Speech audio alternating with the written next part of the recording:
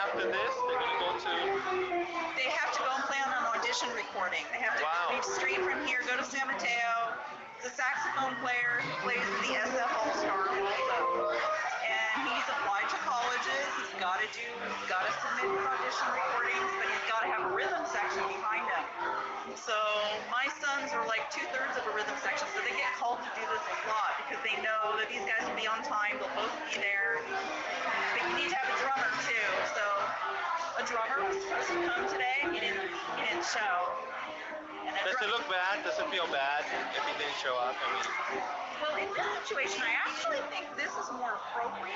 Yeah. These guys, I think drums might be a little too chaotic, you know. So actually, unless he was just playing with brushes. But yeah, you gotta always plan you have to have a backup plan if somebody doesn't show up. This works fine. They've got a trio. They have a 3-piece, so the 2 guitarists switch off while one plays rhythm, the other plays lead, and then they switch. You know, like they each take a solo and they play the background chords for each other. They immediately adjust to the situation with no drummer. You know, you look so young. What's that? You look very young. Me? You know what? Thanks. It's true. My friends who's into the music world, supporting their kids, something about the music, something about the rhythm makes them younger. Oh, well, that would be good. I hope it keeps up after they leave home. This is true. I mean, it's like, wow. Well, it's fun. You know, I'm really going to miss them when they go off to college because there's music in my house all the time. When they're not out playing, they're practicing, and they're playing with each other in my house all the time. How about the neighbors? How do they feel about it? Fortunately, you know, jazz is not like rock where you blast your amplifier, so it's never really that loud. I mean, it's like this, and if the windows are closed, the neighbors don't really hear it. My kids are actually in a rock band too, though. And occasionally they host the rehearsals, so yeah, they have that's their dark side, rock. The dark really? Side, over to the dark side, yeah. Okay. But they're a rock band, yeah. Oh, I'll put down rock too. Oh yeah, they're rock. Oh my, rock. Okay. They'll play anything really. This is what I like because I was looking at my calendar that in the cathedral, St. Mary's Cathedral, they're gonna have that. Gospel Jazz Nest, that's so cool. Today at 5:30. Wish we could be there, but they're going to be off in somebody's garage recording. And can you imagine? They can garage, broken down hotel or theater, and they can play anywhere. Yeah, it's true. Yeah, as long as you have a place to plug in your amplifier. Wow. Unless you bring an acoustic guitar, which is a little, you know, it's hard if you have multiple instruments to have them loud enough. But like my bass player, let's see, yeah, he plugged into his amp. He's not just playing acoustically, although he sometimes will, depending on the setting. But if you want to be heard, gotta have somewhere to plug in. And it must have been really expensive altitude to maintain the instruments too. Yeah. You know, bass strings last a long time. Really? And you know what? His instrument actually came, this is a great story. You talk about being a resourceful artist. Wait.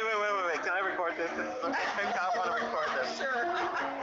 Okay, I got this house to explain an interesting story about a bass musician. Okay. Yes. So my son, his name's Ian House, and he's a jazz bass player. And when he started off in his freshman year of high school, he did not own his own bass. He used a student bass from his high school. And it was in kind of sad condition. The strings were really old. They were really worn out. When he would go to plug it in,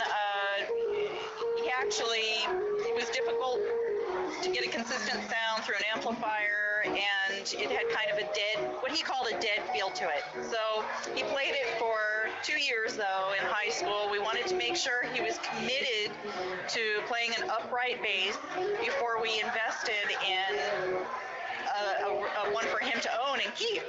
And But how much was that eventually? it was going to be very expensive. It was going to be, they usually start over $2,000 for even a basic student, basic acoustic upright bass, because they are large instruments, 6.5 feet tall, and there's a lot of wood there.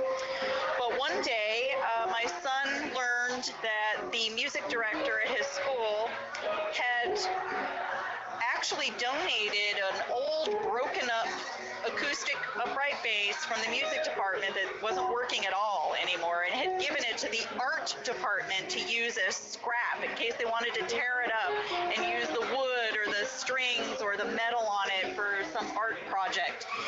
And when my son heard that, he said, "Wait a minute, are you sure, Mr. Mara, that it can't be salvaged and used as a musical instrument?" And he said, no, you don't want that, Ian. You're too good a bassist. You deserve better. It really is not salvageable.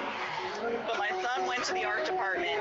It hadn't broken it up. It was just lying in a corner, unused, still intact, and the layers of wood had broken apart, like you could see inside the base because they weren't sealed up anymore, and it had chips on it and so forth.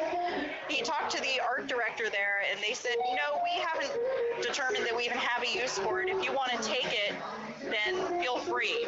So he did. He brought it home, and he found a bass, somebody called the bass doctor in the Santa Cruz Mountains, and took it to the bass doctor, and he learned that from the bass doctor, this is actually a very fine instrument that had been neglected. It's a 1950 K-A-Y brand bass, and the bass doctor said, "I can fix this up for $1,000 and you'll have a really fine instrument." And he did. And this is what my son is playing. He glued he tore it apart. It was like a surgery. He cut open the whole bass, and he laid it on his operating table, and he took pictures each day as he was going along doing it. And he fixed the bridge, and he glued all